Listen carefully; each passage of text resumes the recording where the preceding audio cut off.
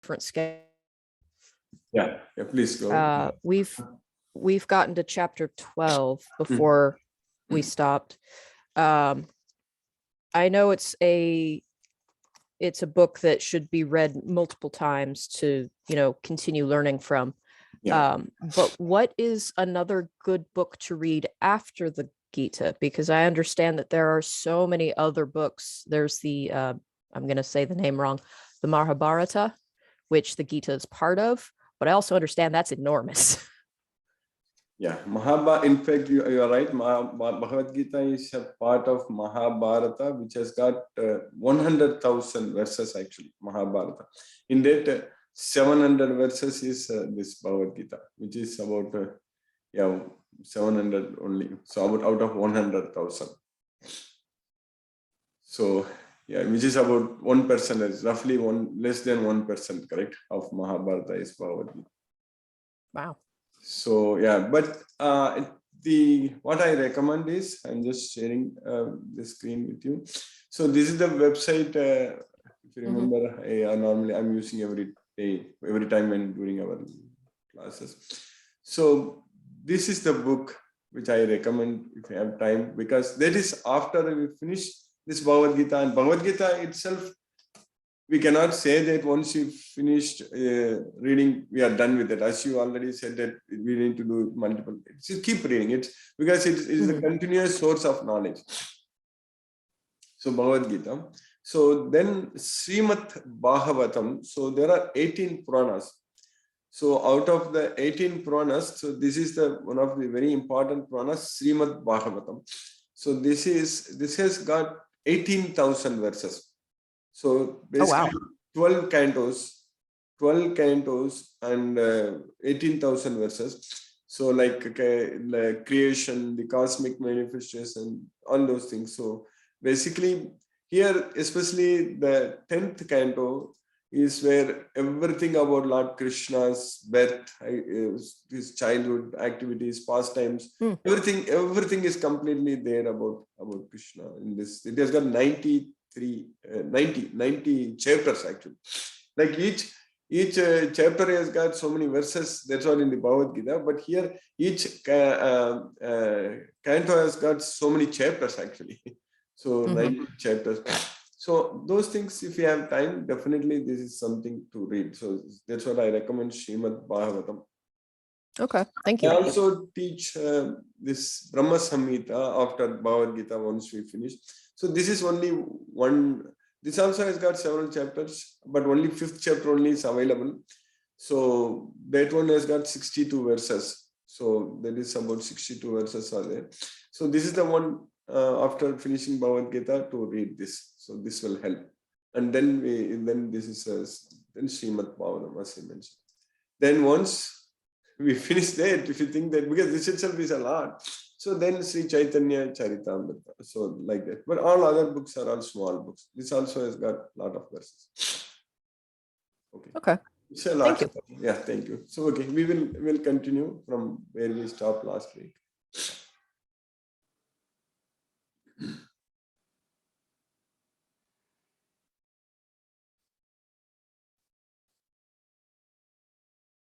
Namo Vishnupadaya Krishna Prashtaya Bhutale Srimate Radhanath Swaminiti Namini.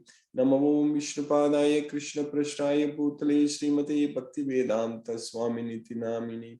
Namaste Saraswati Deve Gauravani Pracharine Nirvishesha Sunyavadi Paschatya Desatarine. Umajnanatymirandasya Jnanajana Salakaya Chakshurumilitamena Tasmai Sri Guruve Namaha. Sri Chaitanya Manobhishtam Stapitamena Bhutale Swayam Rupa Kadamahyam Dadati Svapadantikam. Vandegam Sri Guru Shiyuta Padakamalam Sri Gurun Vaishnavamscha Sri Rupam Sagrajatam Sakagana Raghunadhanvitam Tam Sajivam Sadvaitam Savadutam Parijana Sagitam Krishna Chaitanya Devam Sri Radha Krishna Padan Sakagana Lalita Sri Visakanvitamscha He Krishna Karuna Sindhu Dena Bandhu Jagatpade Gopesha Gopika Kanta Radha Kanta Namo Sute Tapta Kanchana Gaurangi Radhe Vrindavaneshwari Vrishabhanu Sute Devi Pranam pranamami haripriye vanchakalpatarvyascha kripa sindhubhyev cha patitanam pavanebhyo vaishnavebhyo namo namaha. Sri Krishna Chaitanya Prabhu Nityananda Sri Advaita Gadadhara Shiva Sadi Gaura Bhakta Vrinda. Hare Krishna Krishna Krishna Hare Hare Hare Rama Rama Rama Hare Hare. Isvara Parama Krishna Sachidananda Vigragam Anadi Radir Govinda Sarva Karana Karanam. Hare Krishna. So we are able to finish 9 chapters in the Bhagavad Gita. So the 9th chapter is the most confidential knowledge. So that's what we studied last week. So we know that Bhagavad Gita has got 18 chapters, 700 verses, but everywhere the main important point what Krishna is emphasizing is that we should be equal in both success and failure. That means we should not be affected by the results. So that means we should not be attached to the results. So that is the main point. So then that status is known as yoga. So that's what we studied in the 2nd chapter itself when Krishna was teaching us. So that status of not getting affected by anything, that means being equal in both success and failure. So that is what is known as yoga. So that's what Krishna is called. Such equanimity is called yoga. We generally think that yoga means just doing some exercise for the body. So what we call it as asanas. So that's what is yoga. That is just a part of the yoga which helps to achieve this equanimity. Because of course, we should have a very healthy body. So that way, that definitely keeps our body very fit so that we can achieve the status of yoga. So, but basically, being equal in both success and failure means, so that is Siddhi Asiddhyo Samo Bhutva. So Siddhi means success, Asiddhi means failure. So Sama means equal. So being equal in success and failure means we need to train our mind to be like that. Because once our mind is trained to be not affected by the outcomes, the results of our actions, so then it is called yoga. So that training is what very important to our mind. So then we will be able to achieve the status of yoga. And Krishna is teaching in the 6th chapter how to do that training, how to do that exercise. So here in the 6th chapter, Krishna is teaching that one should engage oneself with determination and faith and not to be deviated from the path. So that's what we need to do. For that, one should hold one's body, neck, head erect in a straight line. So that's what sit straight. So, and stare steadily. So again, last week also, every week I'm explaining that's not at the tip of the nose. So stare steadily down, look down, that's it. Because at the tip of the nose, we cannot do that, eyes will hurt. So that is the practicing. So that is the practice of controlling our mind. So then manasamyama machitto. So that's what we remember studying, that wherever the mind wanders due to its flickering and unsteady nature, one must certainly withdraw it and bring it back under the control of the self. That's what we should. So then that means we are able to do a yoga. So then our mind is getting trained. When our mind is trained over a period of time, so when we do that, so it is not going to go anywhere. So this practice every day is very, very important. So that's what is known as chanting Hare Krishna Maha Mantra. So when we chant Hare Krishna Maha Mantra, so then our mind will get trained to be in one place. So that is actually the sound vibration, transcendental sound vibration, when we chant Hare Krishna Maha Mantra. So here we finished this 6th chapter, and we know that Arjuna asked a question that if a person who actually, what is the destination of one unsuccessful transcendentalist? So that's what Arjuna asked. So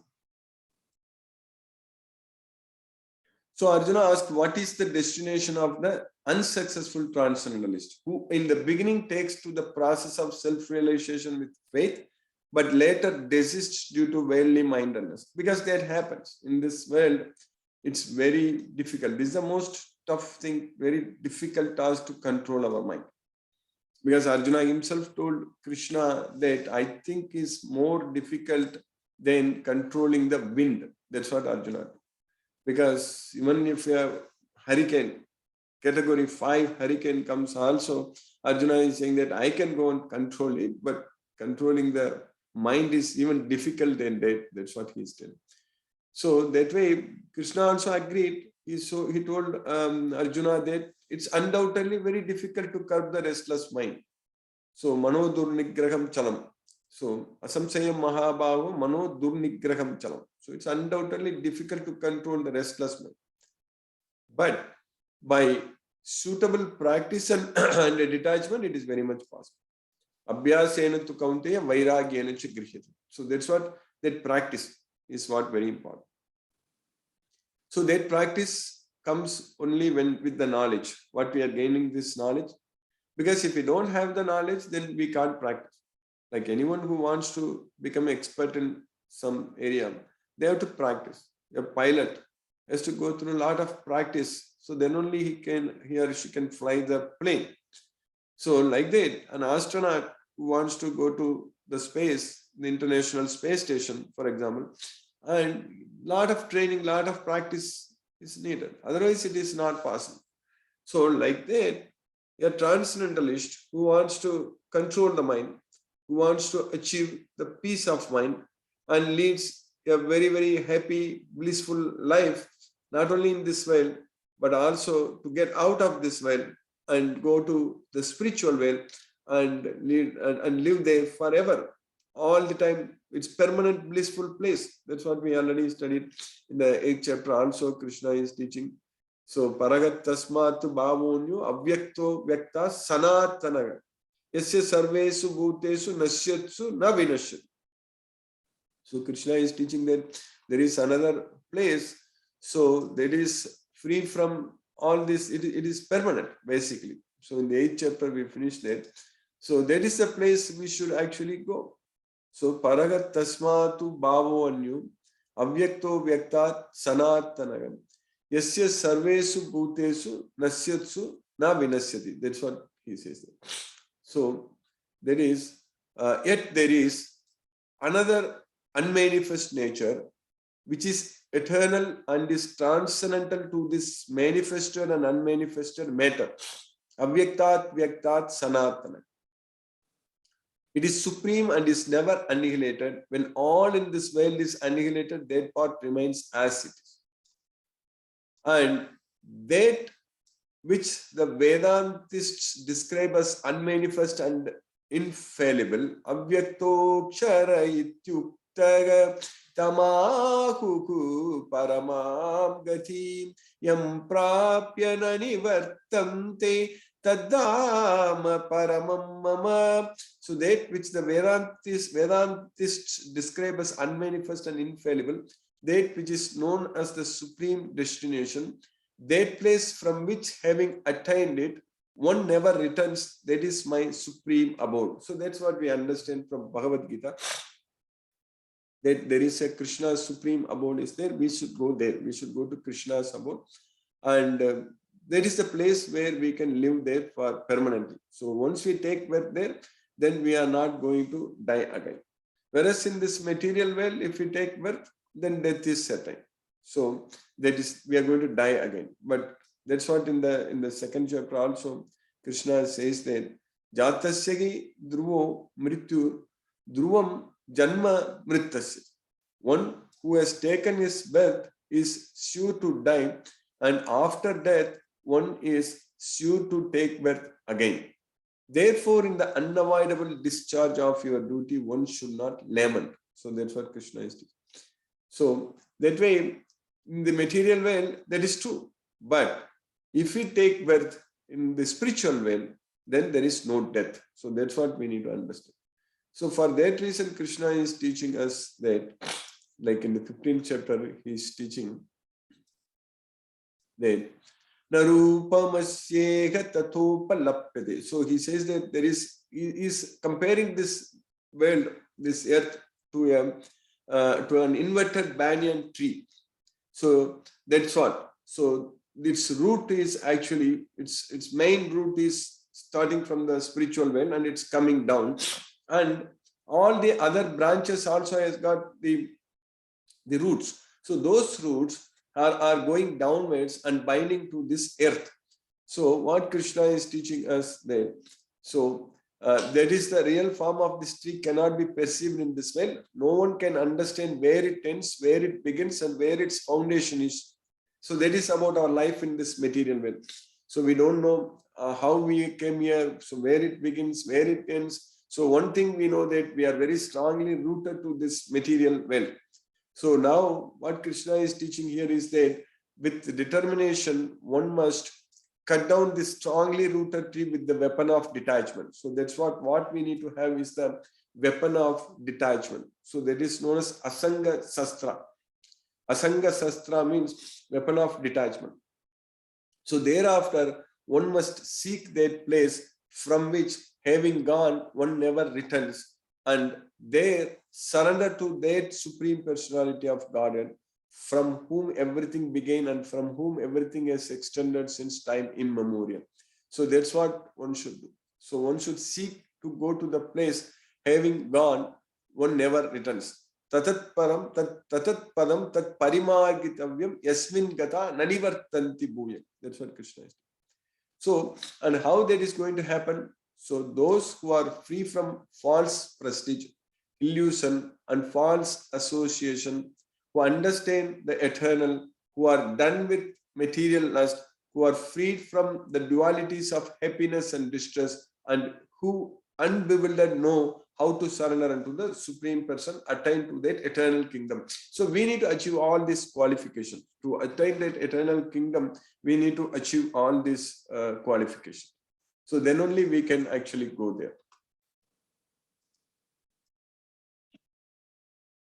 So, and Krishna is also teaching that supreme abode of mind is not illumined by the sun or moon nor by fire. Prabhupada added electricity here, but in Bhagavad Gita, he simply says that Natat Bhashayate Suryo na Sasanko na Pavaka. Suryo means the sun, Sasanka moon, and Pavaka means fire. So those who reach it never return to this material world. That's what Yadgatva na nivartante taddama paramam mama. So when we reach, but due to our conditioned life, we are actually struggling hard with six senses. The living entities in this conditioned world are my eternal fragmental parts. Due to conditioned life, they are struggling very hard with the six senses, which include the mind. That's what is happening with us in this material world. We are struggling hard. This also we covered in the previous lectures, previous classes. So now we understand that we are not this body, we are the soul, and we are under the control of the three modes of material nature, the mode of goodness, passion, and ignorance. So that we know. So in the 7th chapter, when we studied, Krishna said very clearly that deluded by the three modes, goodness, passion, and ignorance, the whole world does not know me, who am above the modes and inexhaustible. So Krishna is above everything. And this divine energy of mind, consisting of the three modes of material nature, is difficult to overcome. Devigi esa gunamayi, mama maya duratteya.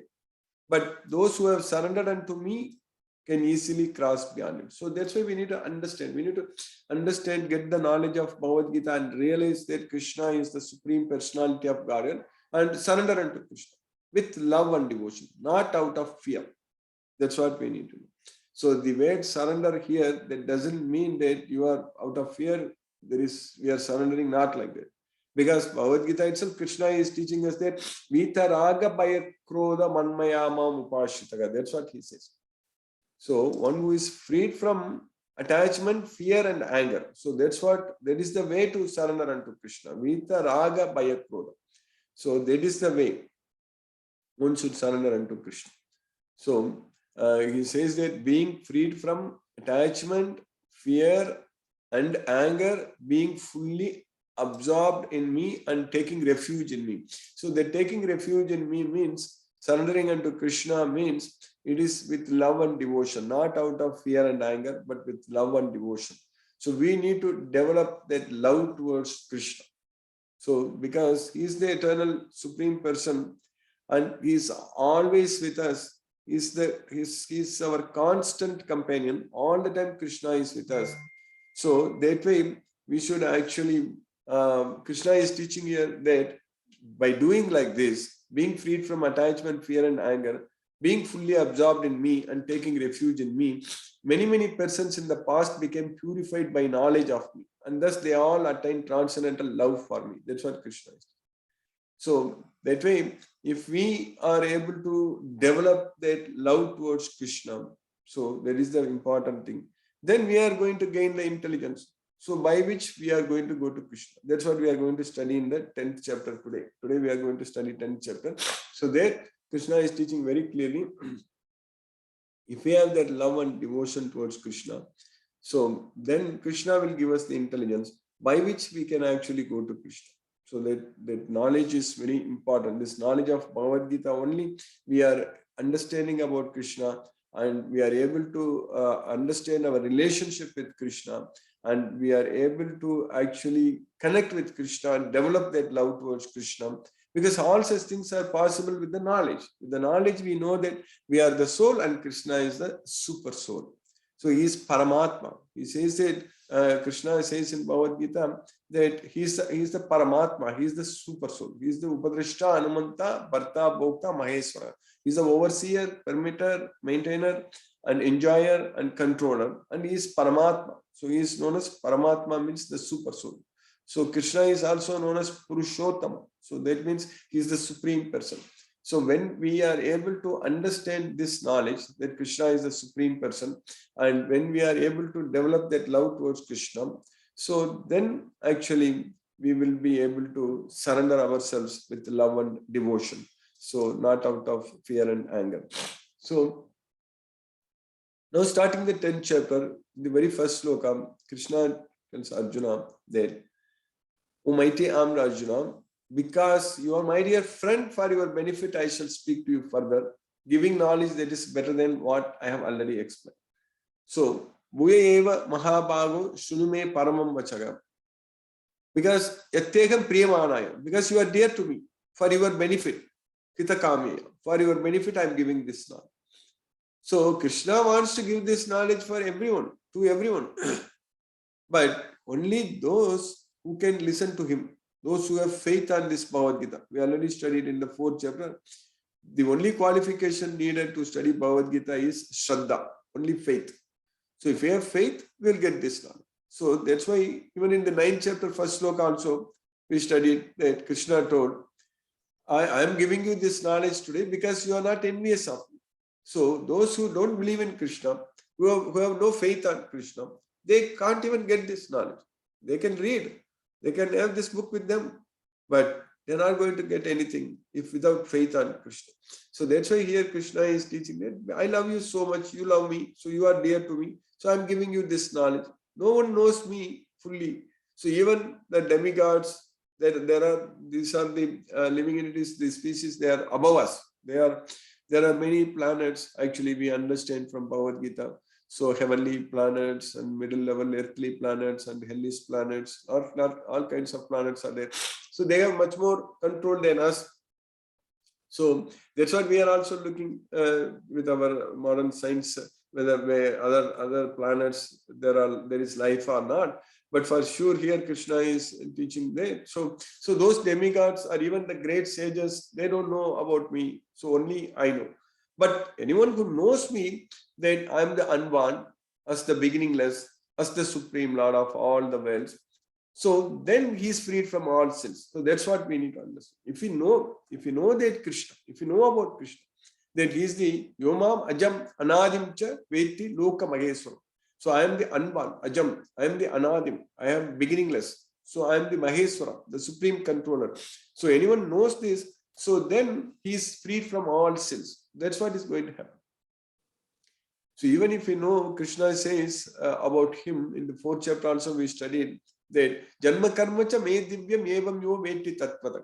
So anyone who knows about the transcendental nature of my appearance and activities, So then after giving this body, after leaving this body, they won't take another body in this world. That's what Krishna is saying. Tyaktva degam punarjanma nayeti mameti soarjuna. So that's what Krishna is teaching.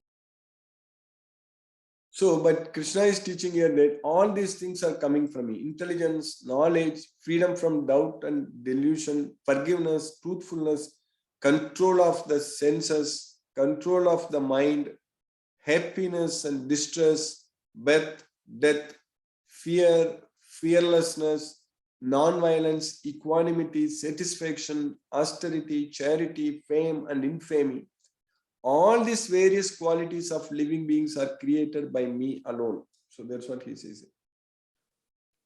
So Krishna is teaching all these various qualities. Buddhir jnanam asammogaga, kshama satyam damaha samaga, sukham dukkam bhava bhavo, bayam cha bayam yevacha, ahimsa samata tustigi tapodanam yaso yasaga, bhavanti bhava bhutana mattayeva pratakvidara. So that's what Krishna is teaching. Everything is coming from him. He talks about the 7 great sages, before them the 4 other great sages, and the Manus, the progenitors of mankind. So they all come from me, born from my mind, and all the living beings populating the various planets descend from them. So this is how the world universe was first created. So that's what the Brahma Samhita, if we study, we understand also how originally this universe was created and everything. So even going by the calculation also on the order of magnitude, they match with our modern science also, about 4.3 billion years. So 4.32 billion years, that's what Krishna is talking about it, which is very much closer to the age of our solar system right now. So that way, Krishna is teaching that everything is created by me.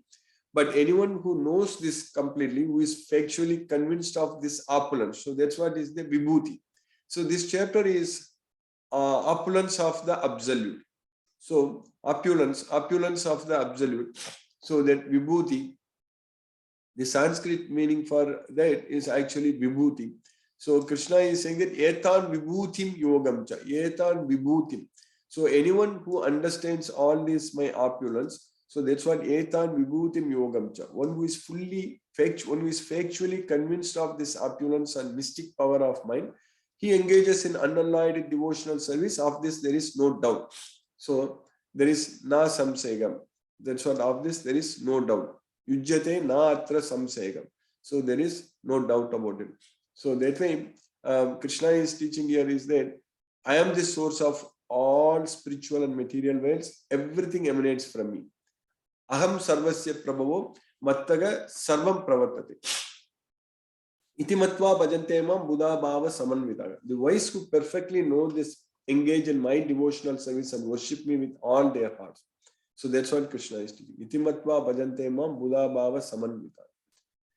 So that way, Krishna is the supreme personality of Godhead. So he is the source of everything.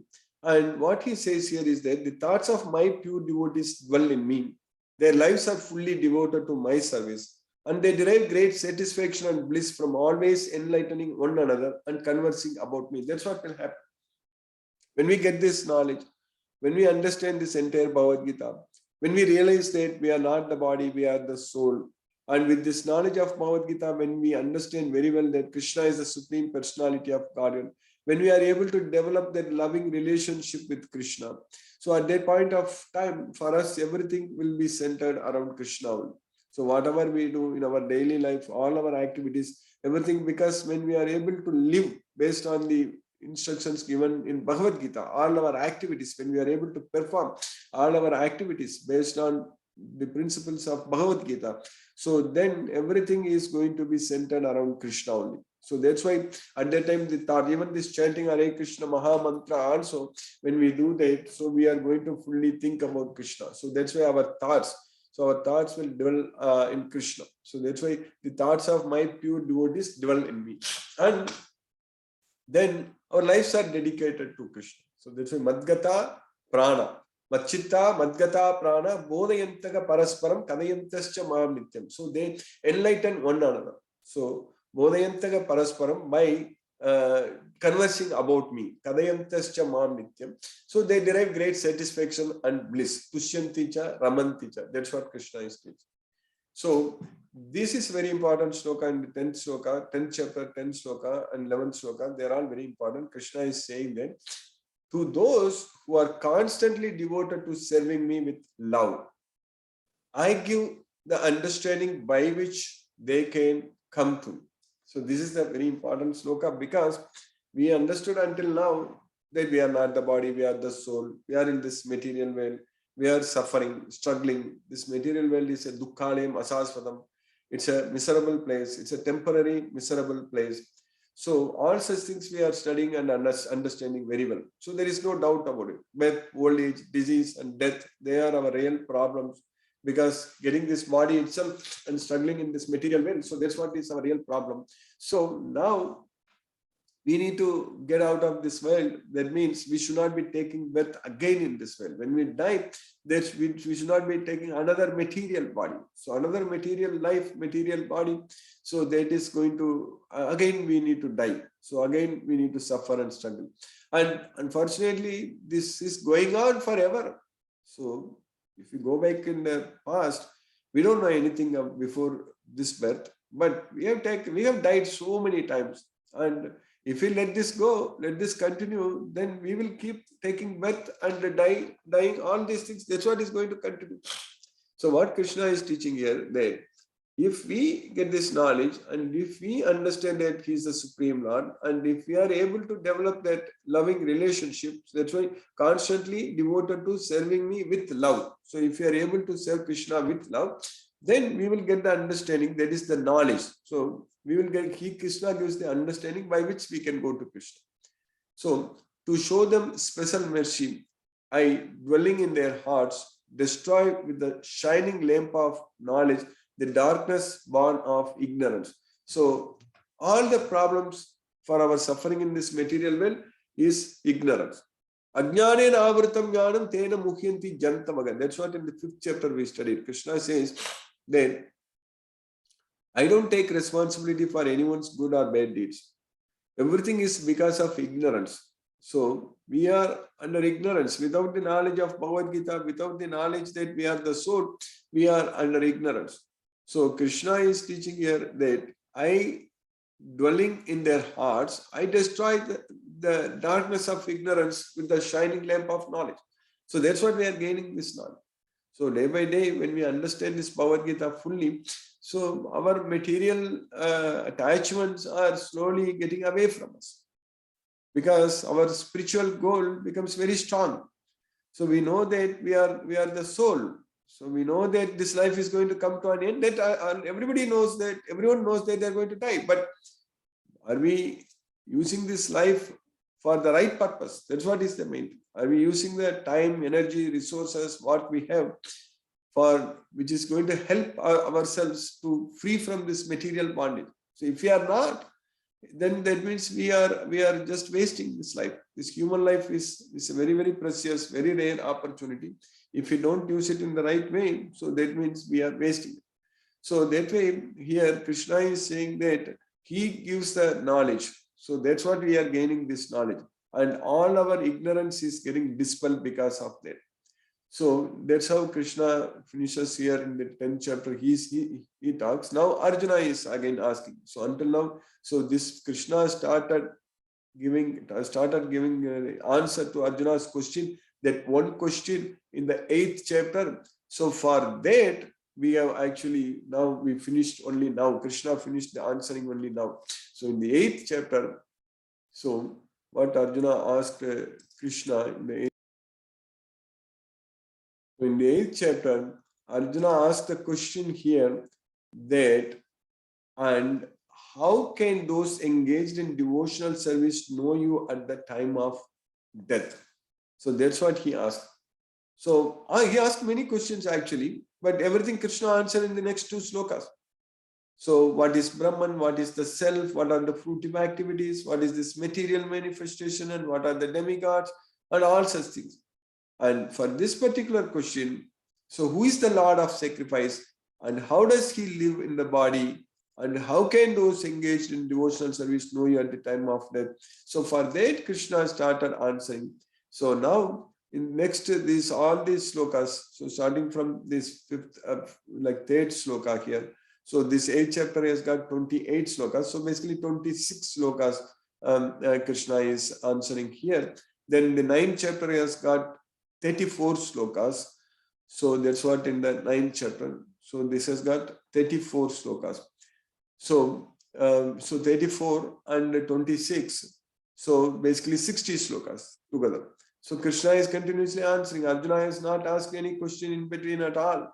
And then another 11 verses. So 11 slokas.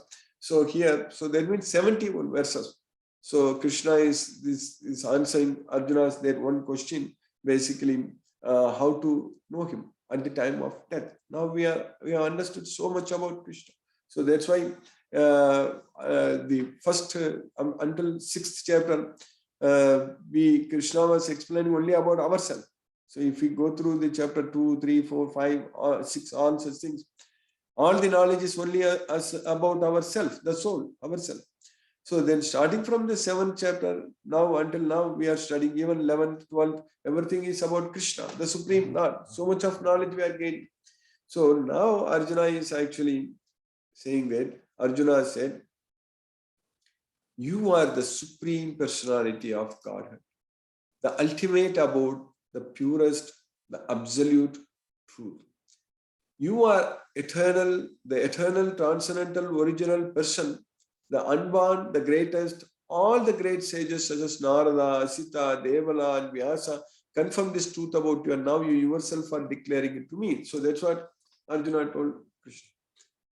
So that Arjuna is agreeing everything what Krishna is saying. So, but here Arjuna is asking even more, want to know more about Krishna. So that's why he is saying that. So I totally accept as truth all that you have told me. Sarvameta tritam manye yanmam vadasi Kesava. Oh Keshava. So whatever you said, Krishna has got many names. One is also Kesava, the killer of the Kesi demon. So that's why he is known as Kesava. So I totally accept as truth all that you have told me. Neither the demigods nor the demons, O Lord, can understand your personality. So you alone know yourself by your own internal potential. Swayam eva atmanatmanam vetatvam purushottam. So swayam means you yourself. Swayam evam atmanam. So you yourself know about yourself. You only know about yourself. So that way, even for us in this way, with our modern science, all such things, we can understand about this material well. Electrons, how it is, atoms, molecules, and a lot of other things, physics, chemistry, a lot of subjects we study and we understand, we find out, we like a lot of TVs or cars or a lot of other things, we are all able to do that. But about ourselves, if you ask any scientist, I'm the soul, can you tell something about the soul? They cannot say anything. About the God, also, there are different religions are there. There are different ways to follow. They are doing all such things. But the complete purpose of this life, if you ask, what is the goal of this life? Who am I? That is the main question. Who am I? That question, I'm not the body, I'm the soul, scientifically. And who is God? So to fully understand God scientifically. So here, only God has to reveal to us. Without God telling us, we will not be able to know at all. So that's why Arjuna is telling that you alone know yourself by your own internal potential. O origin of, O Supreme Person, origin of all, Lord of beings, Lord of all beings, God of gods, Lord of the universe. That's what Swayam Yevatmanatmanam Vetatvam Purushottama Bhutavavana Bhutesha Devadeva Jagatpate. So this word Purushottama is very important. So that means the Supreme Person. So that's what Arjuna is telling Krishna, you are the Supreme Person. But he is telling all these things because he wants to know more. Now, you please tell me in detail of your divine opulences by which you pervade all this wealth. So I want to know how you pervade all this wealth. In the 9th chapter, Krishna said that Maya tatam idam sarvam jagat avyaktam mudra. I pervade this entire universe by my unmanifested form. So now Arjuna is asking again, So you please tell me your divine opulences by which you pervade all these wells. O Krishna, O Supreme Mystic, how shall I constantly think of you? So, Khatam Vidya Aham Yogim Swam Sada Parichintayan. Sada Parichintayan. And how shall I know you? In what various forms are you to be remembered, O Supreme Personality of God? So that's what Arjuna is asking. So, Katham Vidya Aham Yogim Swam Sada Parichintayan. Kesu cha bhavesu chintosi bhagavan maya. So there is in what various forms, kesu cha bhavesu, you should be remembered. So then Arjuna is continuing that, please describe in detail the mystic power of your opulences. So I am never satiated in hearing about you, for the more I hear, the more I want to taste the nectar of your words. Vistarena atmano yogo vibhudim cha janardana. Bhuyaga kadaya triptrigi shunvato na asti me amirtam. So I'm never satiated in hearing about you. For the more I hear, the more I want to taste the nectar of your words.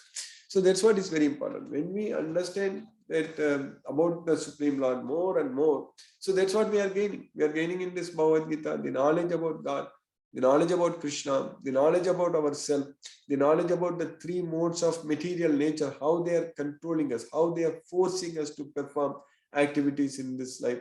All such things we are understanding. So now actually we will continue from next week. So like what Krishna is answering. So that's what. So all these things, what Krishna is answered, we'll finish next week. Now let us chant Hare Krishna Maha Mantra, do that training, practice, and then we'll discuss questions. Hare Krishna. Namo Namo Vishnupadaya Krishna Prasthaya Bhutale Srimate Radhanath Swaminiti Namini. Namo Vishnupadaya Krishna Prasthaya Bhutale Srimate Bhakti Vedanta Swaminiti Namini.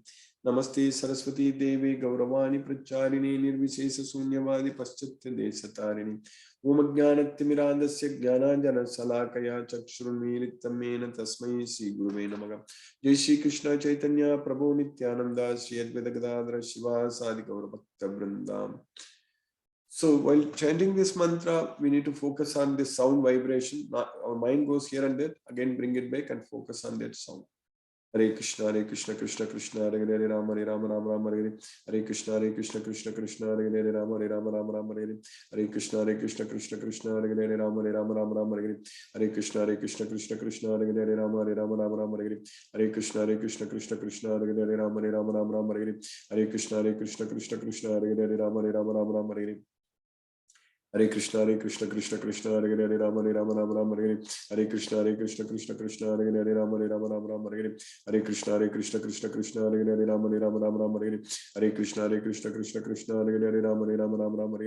Krishna,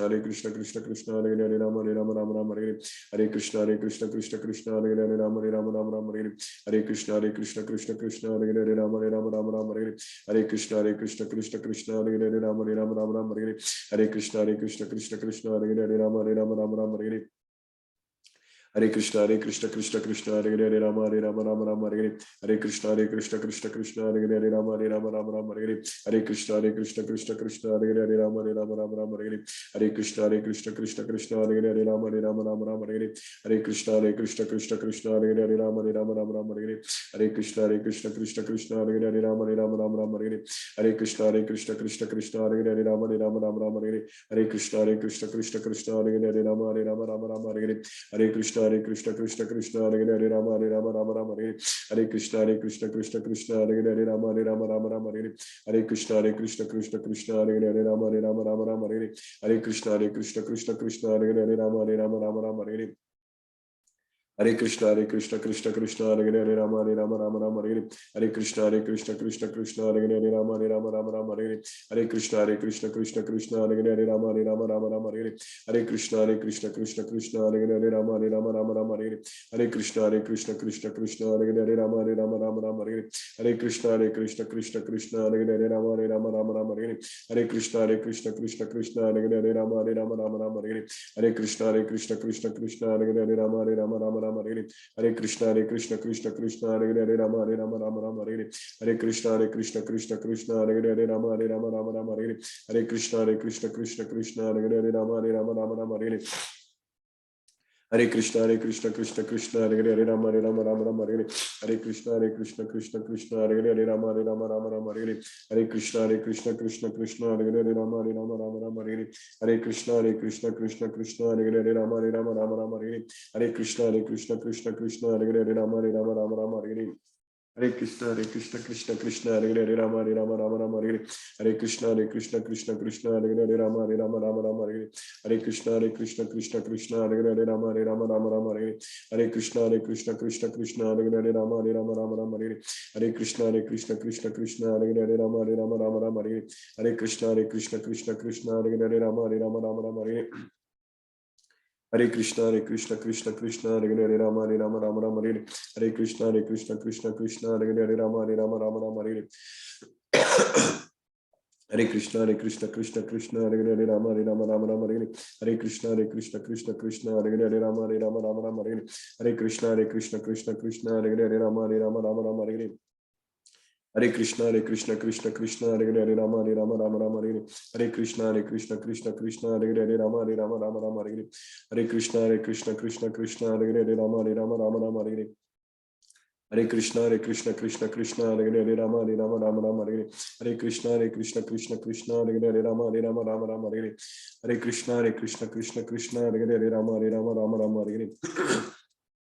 Hare Krishna, Krishna, Hare Hare, Rama Hare Hare. Hare Krishna, Krishna, Hare Hare, Rama Hare Hare. Hare Krishna, Krishna, Hare Hare, Rama Hare Hare.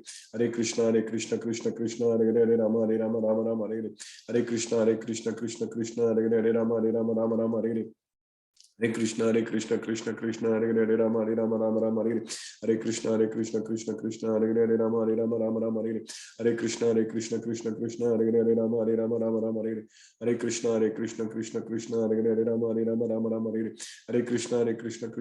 Hare Hare,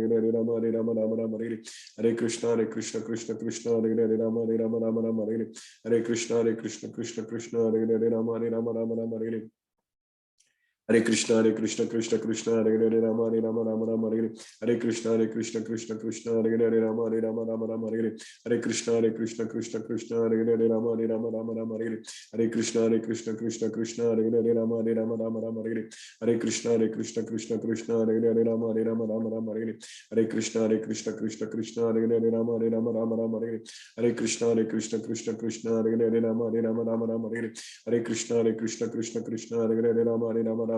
Krishna,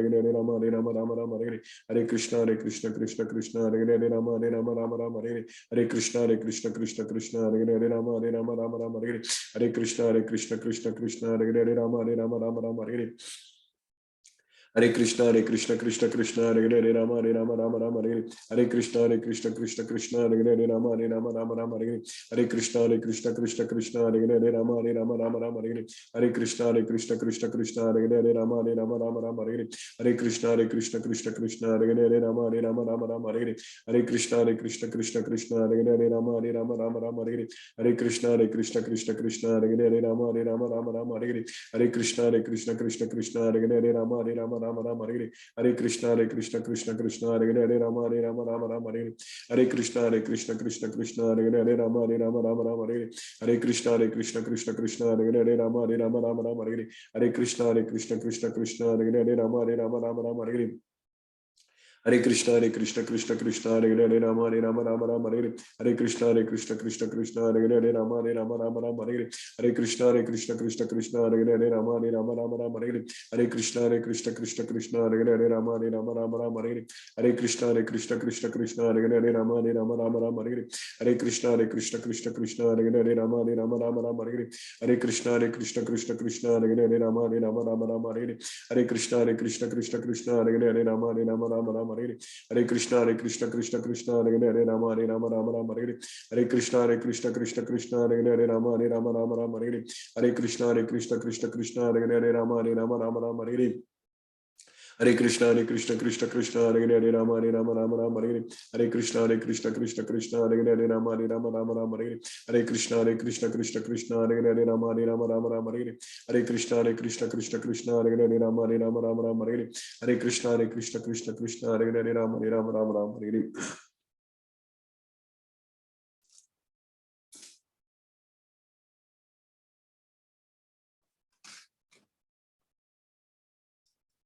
Okay, you could understand everything today?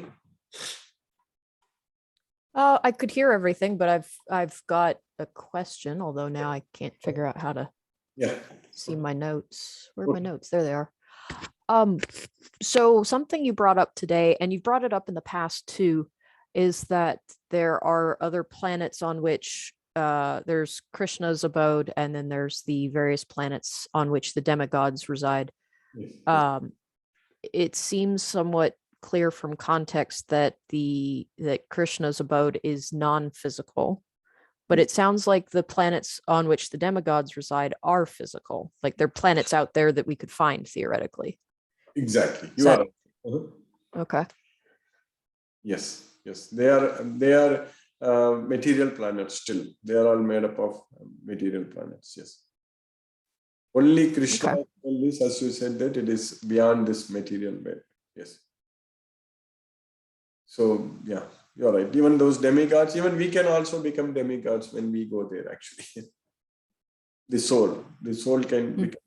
It can go to higher level planets or lower level planets or in this earthly planet. We will until we get out of this modes of nature. So we are going to keep in this material world. So if we are in the mode of goodness, we will elevate ourselves to the heavenly planets. If we are in the mode of passion, then we will be in the earthly planets, middle level planets. If we are controlled by the mode of ignorance, we will go to the hellish planets, which are even much worse than this earth. So that's what is depending upon our modes of nature at the time of death. So are there other, well, you've already talked about the demigods somewhat, but are there other like non-human peoples that Krishna created or that were created or that are out there as well within the cosmos here? Yeah, there are in this totally 14 planets, the 14 levels of planets, it is known as. So that is given in, as I mentioned, that Srimad Bhagavatam. When you read through that, you understand. So it starts, the very first one, the top level is called Brahmaloka. That is also known as Satyaloka, where Brahma lives. So that's what in the 8th chapter we studied, that 12 hours for Brahma is equivalent to 4.32 billion years in this earth, correct? So Sagasra Yuga Paryantam Aharyat Brahmano we studied. So starting from there, Brahmaloka, and then going down to the most hellish planets. So there are different, so there are Gandharva Lokas, Pitrulokas, Charana Lokas. There are different types of species are there, yeah. There are 14 levels, totally 14 levels. And I know in an earlier chapter, Arjuna asks Krishna this, and I know Krishna answered, but I don't remember or understand the answer that he gave. At one point, Arjuna asks, well, how did you create everything? I know you have a father and a mother and a grandfather, so how were you first and also have ancestors? I forget which chapter it was that he asked that, but I'm not clear on how that works. Yeah, Arjuna didn't say that you have a father, mother, grandfather like that. Krishna says that I am the father, mother, grandfather of everything. That's what he says. So in the 9th chapter we studied that Krishna is saying that Pitaham Asya. Let me share again. Pitaham asya jagato mata data pitamaha. So that's what last week when we studied in the 9th chapter, Krishna is saying that he is the original supreme. He is the creator. Actually, he himself has no. Of course, in this world, when he was born here 5,000 years ago, he had a father, but that is because they are also his devotees, so he accepted them as his parents. But here Arjuna, Krishna is saying that I am the like father, mother, everything. That's what he says. Pitagam asya jagato mata. So I am the father of this universe, the mother, the support, and the grandsire. So that's what Krishna says. Arjuna didn't say that you had your father, mother like that. So Krishna, yeah. So what I'm remembering is probably what when he was one of his physical avatars. Yes. Okay. Yeah. When he came here, of course, whenever he takes birth, Krishna avatars, he incarnates. So he will accept father and mother here, correct? So, but he himself is the father, mother, everything. So that's what we are going to study in the 14th chapter. When we study in the 14th chapter, Krishna says that how he creates this. So the total material substance that is called Brahman is the source of birth, and it is the Brahman that I impregnate, making possible the births of all living beings. It should be understood that all species of life, O son of Kunti, are made possible by birth in this material nature, and that I am the seed-giving father. So Krishna is the seed-giving father of all living entities. Yeah. He himself has no, like he says that I am unborn. So that's what we studied in the today's chapter, the 10th chapter we studied. Krishna says that Yomam Ajam Anadim Cha. He who knows me as the unborn, as the beginningless. Even for us also, we are also there from forever, for as the soul. When we come here, take birth, so in the material world, we have father, mother, everything is material bodies. Like that, we get so many parents in the previous lives, all such things. So our real father is Krishna. He is the seed-giving father. So that's what he says. Okay. I don't have any more questions for today. Yeah, so that is actually yeah, very nice. So we are continuing. So sharing. Yeah,